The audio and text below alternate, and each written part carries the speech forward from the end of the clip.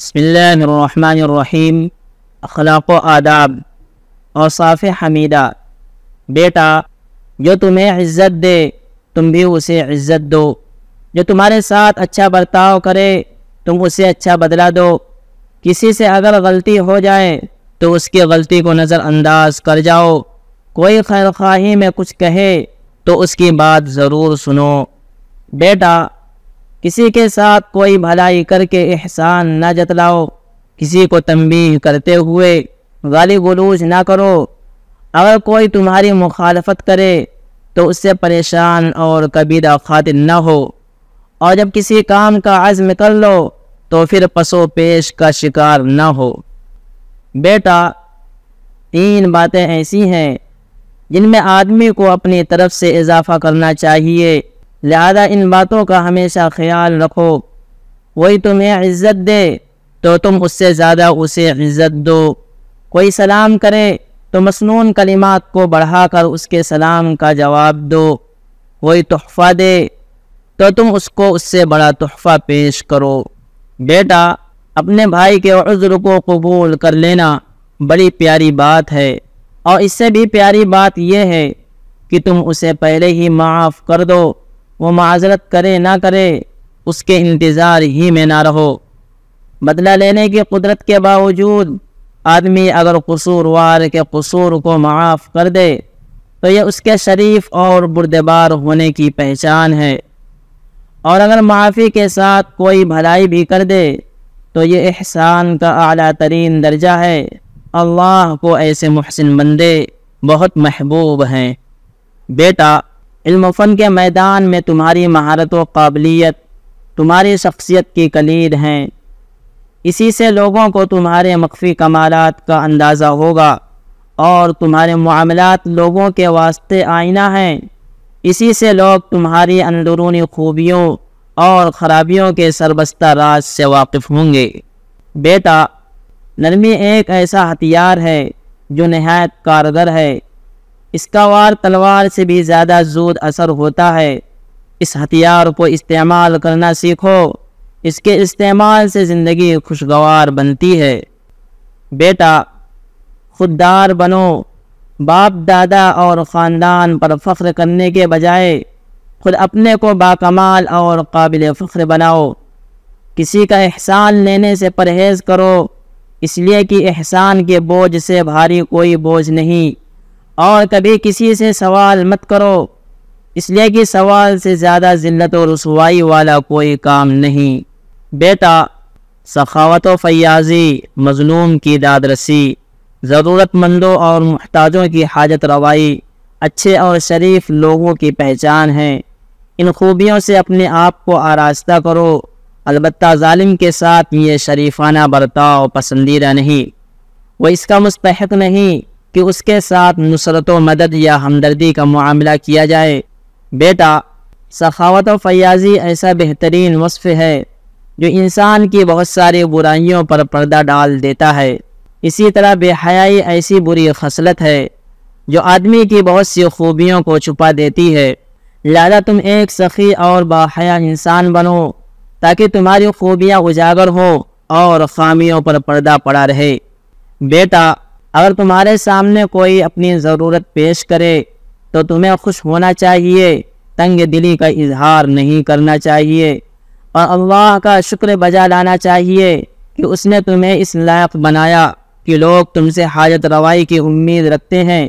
یہ موقع ہے کہ تم اپنی شرافت و سخاوت اور وسعت ظرفی کا ثبوت پیش کرو۔ بیٹا، کوئی اگر تمہارے ساتھ بھلائی کرے تو سب سے پہلے تو اس کا شکریہ ادا کرو، اور پھر اس کے ساتھ تم بھی کم از کم اسی جیسی بھلائی کرو، اور اگر بدلے میں تم اس سے زیادہ بھلائی کر سکتے ہو تو تمہیں زیادہ کرنا چاہیے، اس لیے کہ جس کے پاس وسعت اور مالی فراوانی ہو، بھلائی کرنے میں اس کا انداز اس شخص سے مختلف ہونا چاہیے جو بیچارہ تنگ دست، پریشان حال اور خود ضرورت مند ہو۔ بیٹا، بندوں کے احسانات پر ان کا شکر گزار ہونا بڑی خوبصورت ادا ہے۔ اس سے پتہ چلتا ہے کہ آدمی باادب، سلیقہ مند اور تربیت یافتہ ہے۔ لہذا اپنی ملاقاتوں میں اس کا خاص خیال رکھو۔ بیٹا، اپنے فکر و مزاج میں اعتدال اور استقامت پیدا کرو، مہذب اور سمجھدار بنو، انوکھی عادت و اطوار، برے اخلاق اور نامانوس افکار و خیالات سے ہمیشہ دور رہو۔ بیٹا، تم اپنے کو سنجیدہ اور خوش مزاج بناؤ، تند خوئی اور بد مزاجی سے بچو، نہ تو بڑکپن کا اظہار کرو کہ لوگ تمہیں قبول ہی نہ کر سکیں، اور نہ ایسی عاجزی کا اظہار کرو کہ تمہاری تحقیر پر اتر آئیں۔ ملاقات کے وقت چہرے پر بشاشت رکھو، گفتگو کرو تو سنجیدگی اور متانت کا اظہار کرو، بولو تو بھلی بات کہو، فضول اور بے فائدہ بولنے سے زبان کو خاموش رکھو۔ تحمل و بردباری۔ بیٹا، بردباری اور متانت و سنجیدگی بہترین صفات ہیں۔ ان کی قدر و قیمت کا اندازہ لگانے کے لیے بس یہی بات کافی ہے کہ یہ صفات اللہ رب العزت کو بے انتہا محبوب ہیں، لہذا ان پاکیزہ صفات سے اپنے باطن کو آراستہ کرو۔ بیٹا، سب سے مشکل اور نازک گھڑی تمہارے لیے وہ ہے جس میں تمہارا دماغ غصے سے بے قابو ہو رہا ہو، اس لیے کہ ایسے میں آدمی کو یہ ہوش نہیں رہتا کہ وہ کیا بک رہا ہے۔ بیٹا، غور کرو کہ غصہ آنے پر تم اپنے غصے کو ٹھنڈا کیسے کر سکتے ہو۔ میرے عزیز، غصہ آدمی کی بہت بڑی کمزوری ہے۔ غصہ آنے کے بعد آدمی اپنے کو ظلم سے کم ہی روک پاتا ہے، لہذا جن باتوں سے تمہیں غصہ آتا ہو ان سے بہت دور رہو۔ پھر بھی غصہ اگر آ ہی جائے تو اپنے کو قابو میں رکھو اور ان احمقانہ حرکتوں سے بچو جو غصے کے نتیجے میں آدمی سے ظاہر ہوتی ہیں۔ یہ حرکتیں غصہ کرنے والے کے لیے نہایت نقصان دہ ہیں۔ غصہ آنے پر فوراً خاموش ہو جاؤ یا اپنی حیت بدل دو، مثلاً کھڑے ہو تو بیٹھ جاؤ، بیٹھے ہو تو لیٹ جاؤ، اگر اس کا موقع نہ ہو تو نشست کا انداز ہی بدل دو۔ غصہ پی جانے پر اللہ تعالیٰ نے جو عظیم اجر و ثواب رکھا ہے اسے سوچو، جس پر تمہارا غصہ اتر سکتا ہو اس سے دور ہو جاؤ۔ جو تم سے کمزور ہو ہرگز اس سے کبھی اپنی بھڑاس نہ نکالو، اور نہ کبھی ایسے شخص پر غصہ اتارو جس کا تمہارے غصے سے کوئی دور کا بھی واسطہ نہ ہو۔ بہت سے لوگ غصہ کسی دوسرے پر ہوتے ہیں اور پھر اس غصے کو اپنی بیوی، بچوں، شاگردوں اور ملازموں پر اتارتے ہیں۔ ایسے بے قصوروں پر غصہ اتارنا بیمار اور پست ذہنیت کی علامت ہے۔ بیٹا، کسی کو غصے میں دیکھو تو اسے ٹھنڈا کرنے کی کوشش کرو، اور اگر تم یہ نہیں کر سکتے تو پھر اسے چھوڑ کر ہٹ جاؤ، اس لیے کہ غصہ بھی ایک طرح کا جنون ہے اور جنونی شخص کے پاس ٹھہرنا مناسب نہیں۔ وعدہ خلافی سے بچو۔ بیٹا، وعدے کم سے کم کرو، جب تک اس سے بچنا ممکن ہو بچو۔ زیادہ وعدہ کرنے والا وعدہ خلافی کا مرتکب ہو ہی جاتا ہے۔ جو چیز اپنے بس میں نہ ہو اس کا کبھی ذمہ نہ لو، اگر ایسی چیزوں کا ذمہ لے لوگے تو پھر اس کو پورا نہیں کر سکو گے، نتیجہ یہ ہوگا کہ لوگوں کی نظر میں بے اعتبار ٹھہرو گے اور رسوائی الگ ہوگی۔ وعدہ کیے بغیر خیر خیرات کرتے رہو اور اپنی حیثیت اور وسعت کے بقدر لوگوں کی ضرورتیں پوری کرتے رہو۔ وعدہ وہیں کرو جہاں وعدہ کرنا ناگزیر اور ضروری ہو اور اس سے بچنا دشوار ہو۔ بیٹا، ایسا وعدہ تو ہرگز نہ کرو جس کے پورا کرنے کا تمہارا ارادہ ہی نہ ہو، اس لیے کہ وعدہ خلافی منافق کی خصلت ہے۔ اس کے باوجود بہت سے احباب اور اہل تعلق اس کی بالکل پرواہ نہیں کرتے۔ بیٹا، جنہیں وعدوں کی کوئی پرواہ نہ ہو تمہیں بھی ایسے بے اعتبار لوگوں کی کوئی پرواہ نہیں ہونی چاہیے۔ بیٹا، بے وفائی سے بہت دور رہو۔ بے وفائی اور دھوکہ بہت ہی بری اور گھٹیا خصلت ہے۔ مغرور کی طرف التفات نہ کرو۔ بیٹا، اکڑنے اور شیخی بگاڑنے والے مغرور مالداروں کو بار بار نگاہ اٹھا کر مت دیکھو، ورنہ تمہارے دل کی حالت بدل جائے گی، ذہن منتشر ہو جائے گا اور اپنے اندر ایسی نئی نئی ناگوار کیفیت محسوس کرو گے جس کا پہلے کبھی تمہیں تجربہ نہ ہوا ہوگا۔ نیز مغرور شخص جب تمہیں دیکھے گا کہ اس کے عالی شان محل کی خوبصورتی اور چمک دمک تمہیں دم بخود اور مدہوش کیے دیتی ہے، تو اس کا دل اس محل میں اور اٹکے گا اور اس کی اکڑ مزید بڑھ جائے گی، اور جب تم اس کی خوبصورت کار کو آنکھیں پھاڑ پھاڑ کر دیکھو گے تو وہ اور پھولے نہیں سمائے گا اور مال کے گھمنڈ میں مزید سرکش ہو جائے گا۔ اور جب تم ان چیزوں کو خاطر میں ہی نہیں لاؤ گے اور دیکھ کر تیزی سے گزر جاؤ گے اور تمہارے پاس جو ہے اسی پر خوش رہو گے، تو یقین رکھو کہ سعد کے رومال زیادہ بہتر اور زیادہ باقی رہنے والے ہیں، یعنی آخرت میں تمہیں جو بدلہ ملے گا وہ تمہارے حق میں زیادہ بہتر ہے۔ بیٹا، کسی متکبر اور گھمنڈی انسان کو دیکھو تو تمہیں اس پر ہمدردانہ رنج اور افسوس ہونا چاہیے، اور اگر موقع ہو تو تمہیں اس بات پر اللہ تعالیٰ کے حضور سجدہ شکر بجا لانا چاہیے، یا شکر کی ادائیگی کے طور پر کچھ صدقہ و خیرات کرنا چاہیے کہ اس نے اپنے فضل سے تمہیں اس بدترین بیماری سے محفوظ رکھا اور اس جیسا نہیں بنایا۔ ایسے لوگ قابل قدر ہیں۔ بیٹا، بہت سے اہل خیر ایسے ہوں گے جن سے تمہیں بے پناہ عقیدت و محبت ہوگی، ان کے تئیں تمہارے دل میں جو پاکیزہ جذبات ہوں گے تمہاری زبان ان کے اظہار سے قاصر ہوگی، ان کی داد و دہش، خیر خیرات، مزاج کی نرمی، دل کی پاکیزگی اور ان کے چہرے کی تر و تازگی تمہیں بے حد متاثر کرتی ہوگی۔ ان کی نرم خوئی اور شرافت و پاکیزگی کی وجہ سے بسا اوقات تمہیں ایسا خیال ہوتا ہوگا کہ وقت آنے پر یہ لوگ اپنی جان و مال، آل و اولاد، حشم و خدم اور سواری و مکان تک دینے اور خرچ کرنے سے گریز نہیں کریں گے۔ میرے عزیز، ایسے پاکیزہ اور بھلے لوگوں سے اللہ کے واسطے محبت کرو، ان کے لیے خوب دعائیں کیا کرو اور ان کے پاس بیٹھو اور ان کا احترام ملحوظ رکھو، لیکن ان سے ہرگز کبھی کسی ضرورت کے لیے سوال نہ کرو، مومن کی تحقیر نہ کرو۔ بیٹا، کبھی اپنے کسی مسلمان بھائی کو حقارت کی نظر سے نہ دیکھو، خواہ اس کی حالت کیسی بھی ہو سکتا ہے وہ تم سے زیادہ پاک باطن اور پاک ضمیر ہو، بھلائیوں کے حاصل کرنے میں تم سے زیادہ تیزی دکھانے والا ہو، والدین کی اطاعت اور خدمت گزاری میں تم سے بڑھ کر ہو۔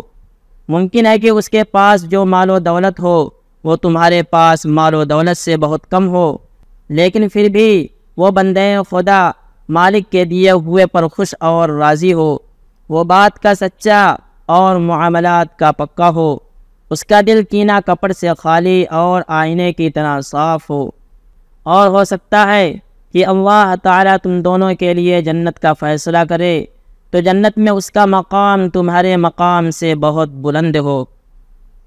اسلامی آداب کی قدر کرو۔ بیٹا، جب کسی کے پاس بیٹھ کر اس سے گھن ہونے لگے اور اس کے ہاتھ پاؤں کے بے ہنگم آگے کو بڑھے ہوئے یا نیچے کی جانب کو مڑے ہوئے نیلے پیلے ناخن اور ان کے نیچے بیٹھی ہوئی میل و گند کو دیکھ کر دل مالش کرنے لگے، تو پھر ایسے شخص کے بارے میں سمجھ لینا چاہیے کہ یہ لاپرواہ انسان ہے۔ اسے جب اپنی صحت کی فکر نہیں تو اسے دوسری چیزوں کی بھی فکر نہیں ہوگی، خواہ وہ چیزیں صحت سے اہم ہوں یا اتنی اہم نہ ہوں۔ ایسے لوگوں کو دیکھ کر تمہیں سبق لینا چاہیے اور اپنی صحت کی حفاظت کا اہتمام کرنا چاہیے، اور تمہارے اندر ان اسلامی آداب کو اپنانے کا جذبہ پیدا ہونا چاہیے جن میں صفائی ستھرائی، ناخن تراشنے، بالوں کو موڑنے، ان کو درست رکھنے یا اس انداز کے دوسرے احکام دیے گئے ہیں۔ پیارے رسول اللہ صلی اللہ علیہ وسلم کے سکھائے ہوئے آداب اور آپ کے بتائے ہوئے طریقوں سے اپنی زندگی کو سنوارو۔ کیا کہنے اس معلم و مربی کے جو مخلوق میں سب سے اعلیٰ و اشرف ہو، اور کیا کہنے اس خوش قسمت امتی کے جو اس عظیم معلم کی سیرت و کردار کو اپنے لیے اسوہ اور نمونہ بنائے۔ بیٹا، جو دینی تربیت ہم نے تمہیں دی ہے اس پر اللہ کا شکر ادا کیا کرو، ذرا گرد و پیش نظر اٹھا کر دیکھو، کوئی ایسا ملے گا جس کے لیے شراب پیے بغیر رات گزارنا مشکل ہے؟ کوئی ایسا نظر آئے گا جس کے یہاں ملازمت کوئی ڈھنگ کی ملازمت ہے ہی نہیں، جب تک کہ وہ مرد و عورت کے مخلوط ماحول میں نہ ہو؟ اور کوئی ایسا بھی ملے گا جس کے نزدیک زندگی ہے ہی نہیں، جب تک کہ دوسروں پر عرصہ حیات تنگ نہ کر دیا جائے۔ ان کا نظریہ ہے جینا ہے تو پھر دہر میں کوہرام مچا دو۔ مہمانی کا ادب۔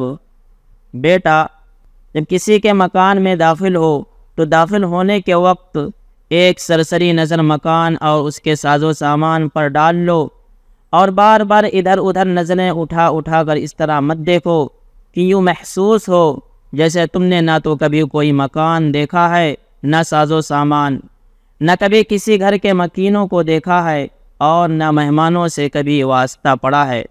اور جب کام ہو جائے تو وقار کے ساتھ سلام کر کے مسکراتے ہوئے وہاں سے رخصت ہو جاؤ، نکلتے ہوئے نگاہیں نیچی اور سامنے رکھو تاکہ نظر کسی ایسی جگہ نہ پڑے جو میزبان کے لیے باعث ناگواری ہو۔ میزبان نے تمہارا اعزاز و اکرام کیا ہے، خاطر مدارات کی ہے، لہذا مکان کے احاطے سے باہر آنے کے بعد میزبان یا اس کے اہل خانہ کے کسی عیب یا ان کے گھر کی کسی ناقابل ذکر چیز کا ہرگز کسی سے کوئی تذکرہ نہ کرو، یہ بات کسی طرح بھی مناسب نہیں۔ بیٹا، جب لوگوں کے ساتھ کھانا کھانے کا اتفاق ہو تو نہ تو کھانا کھانے کے لیے جلدی مچاؤ اور نہ کھانا جلدی کھاؤ۔ اسی طرح کھانا کھاتے ہوئے زبان باہر نہ نکالو، نہ دوسرے کے لقمے گنو اور نہ کھانے پر ایسا ٹوٹ پڑو کہ دوسروں کے سامنے کی بھی چیزیں سمیٹ کر چٹ کر جاؤ۔ منہ میں لقمہ لے کر نہ بولو، خوب شکم سیر ہو کر نہ کھاؤ، بلکہ کچھ گنجائش باقی رکھو، ہو سکتا ہے کھانے کے بعد جوس یا پھل فروٹ بھی آئے۔ دسترخوان پر اتنی دیر تک نہ کھاؤ کہ اور لوگ تو پہلے اٹھ جائیں اور تم سب سے آخر میں اٹھو۔ منہ کی صفائی اور دانتوں کا خیال کرتے ہوئے چہرہ ڈھک لو، اور کھانے سے جب فارغ ہو چکو تو پھر اب دیر تک وہاں مت بیٹھو۔ بیٹا، اس زمانے میں ایک دوسرے کے گھر لوگوں کا آنا جانا زیادہ تر رات میں ہو رہا ہے، حالانکہ رسول اللہ صلی اللہ علیہ وسلم اس بات سے پناہ مانگا کرتے تھے کہ رات میں کوئی آپ کے مکان پر آ کر دستک دے، مگر یہ کہ اس کی آمد کسی خیر کا باعث ہو، لہذا رات میں تم اگر کسی کے گھر جاؤ تو یہ جانا کسی خیر کا باعث ہونا چاہیے، مثلا وہاں جانے سے کوئی دینی یا علمی نفع ہو، یا پھر جانے کی کوئی واقعی ضرورت ہو۔ اسی طرح رات میں اگر کوئی آپ کے گھر آئے تو آپ کی اس کے ساتھ ملاقات ایسی ہو جو خیر کا باعث ہو۔ رات کے وقت بے مقصد کسی کے یہاں آنے جانے اور فضول وقت ضائع کرنے سے پرہیز کرنا چاہیے۔ ہر لغو اور بیکار کام سے اللہ تمہاری حفاظت فرمائے۔ مجلس میں گفتگو کا آداب۔ بیٹا، اگر تم کسی مجلس یا پروگرام میں شرکت کرو تو سننا زیادہ اور بولنا کم ہونا چاہیے، اور جب گفتگو کرو تو تمہاری گفتگو مختصر ہونی چاہیے تاکہ دوسروں کو بھی اپنی بات کہنے کا موقع مل سکے۔ دوران مجلس پاس میں بیٹھے ہوئے شخص سے دبی اور آہستہ آواز سے زیادہ باتیں بھی نہ کرو۔ مجلس میں خلاف شرع کوئی کام ہونے لگے تو مناسب انداز میں اس کے روکنے کی کوشش کرو، اور اگر روکنا تمہارے بس میں نہ ہو تو مجلس سے اٹھ جاؤ۔ بیٹا، اگر تم معزز اور باحیثیت انسان بننا چاہتے ہو تو گفتگو کرتے ہوئے اوٹ پٹانگ بولنے اور بیہودہ گوئی کرنے سے پرہیز کرو، زندگی سے لطف اٹھاؤ۔ مگر بیٹا، اس زندگی میں جی بہلانے کے لیے بہت کچھ ہے، تم شوق سے سیر و تفریح کرو، کھیلو کودو، ہنسو مسکراؤ، آرام دہ بستر پر چین کی نیند لو، فراخی اور آسودگی حاصل کرو، پرفضا جگہ میں ہوا خوری کرو۔ یہ سب کچھ کرو، بس اتنا خیال رہے کہ ان سب چیزوں میں لگ کر اپنی دینی اور دنیاوی ذمہ داریوں کو نہ بھولو، اور نہ ہی اپنی ذات سے کسی کو کوئی تکلیف پہنچاؤ۔ بقول شاعر، تم شوق سے کالج میں پڑھو، پارک میں کھیلو، جائز ہے غباروں میں اڑو چرخ پہ جھولو، پر ایک سخن بندے عاجز کی رہے یاد، اللہ کو اور اپنی حقیقت کو نہ بھولو۔ بری عادتوں سے پرہیز۔ بیٹا، بعض نوجوانوں کو بے توجہی میں کوئی بری عادت لگ جاتی ہے اور رفتہ رفتہ وہ عادت ایسی پختہ ہو جاتی ہے کہ اس کا چھوڑنا مشکل ہوتا ہے۔ مثلاً بعض لوگ کسی گالی یا کسی نامناسب جملے کے اس طرح عادی ہو جاتے ہیں کہ ہر تھوڑی تھوڑی دیر پر اسے دہراتے رہتے ہیں۔ کسی کا کوئی تکیہ کلام بن جاتا ہے، دوران گفتگو موقع بے موقع زبان پر آتا رہتا ہے۔ تکیہ کلام آدمی کی ایسی کمزوری ہے جس سے اس کی گفتگو کا حسن جاتا رہتا ہے۔ اسی طرح بعض لوگوں میں یہ کمزوری دیکھنے کو ملتی ہے کہ وہ کسی چیز کی وجہ سے فکر مند ہوتے ہیں تو اپنے بدن کے کسی حصے کو لاشعوری میں ہلاتے رہتے ہیں۔ ایسی کمزوریوں سے ہوشیار رہنا چاہیے تاکہ یہ کمزوریاں آگے چل کر مستقبل عادت کی شکل نہ اختیار کر لیں جن کا چھوڑنا دشوار ہو۔ بعض لوگوں کی کوئی چڑ ہوتی ہے، کوئی کسی بات سے چڑھتا ہے اور کوئی کسی خاص طرح کی حرکت سے۔ ایسے کسی شخص کے سامنے اس کی چڑ والا کام نہ کرو، داڑھی کے بالوں سے مت کھیلو، اسی طرح ہاتھ میں کوئی چیز لے کر یا منہ میں رکھ کر اس سے کھلواڑ نہ کرو۔ سبحان ربک رب العزت عما یصفون وسلام علی المرسلین والحمد للہ رب العالمین۔